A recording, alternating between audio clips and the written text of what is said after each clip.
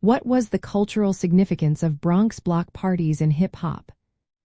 Imagine a neighborhood where streets were filled with noise, music, and energy instead of silence and despair.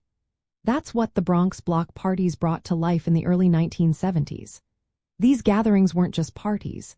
They were the birthplace of what would become hip-hop culture. On August 11, 1973, DJ Kool Herc, a Jamaican-American turntablist, played at a back-to-school party organized by his sister Cindy Campbell at 1520 Sedgwick Avenue. This single event marked the start of a movement that would change music forever. Kool Herc's special technique of isolating and extending the break sections of funk and soul records created the foundation of hip-hop music. These parties became more than just fun. They were a way for young people to express themselves and find hope amid tough times.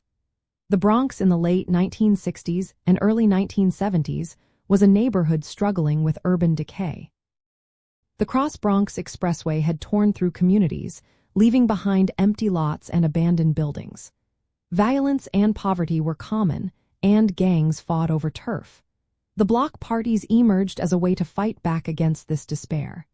Gang leaders like the Ghetto Brothers, who had been known for violence, started to redirect their energy into music and community work.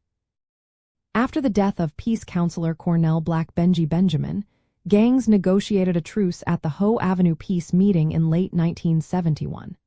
This truce allowed different neighborhoods to come together without fear of violence, making it possible for block parties to grow across the Bronx. These events became safe spaces where young people could escape their harsh realities and experience new possibilities. They were places where artists could develop their skills and build their reputations. DJs, MCs, and dancers used these gatherings to test new ideas, refine their craft, and gain respect from their peers. Many of the techniques that define hip-hop today were first perfected during these street performances. The communal spirit of the block parties created a sense of belonging for Black and Latino youth. These events weren't just about music. They were about community and identity. They helped young people feel seen and valued in neighborhoods that often felt forgotten. The parties also played a key role in spreading hip-hop culture beyond the streets. Bootleg tapes of these events circulated throughout the city and eventually the world, introducing new sounds and styles. Films like Wild Style and Style Wars captured the graffiti art and breakdancing that grew from these gatherings, bringing hip-hop into the mainstream. The block parties stood as acts of resistance, reclaiming and space in neighborhoods that had been abandoned and ignored. Even during the worst times of urban decay and fires in the South Bronx, hip-hop thrived. These events showed that young people could create their own culture, set their own rules, and build their own economy.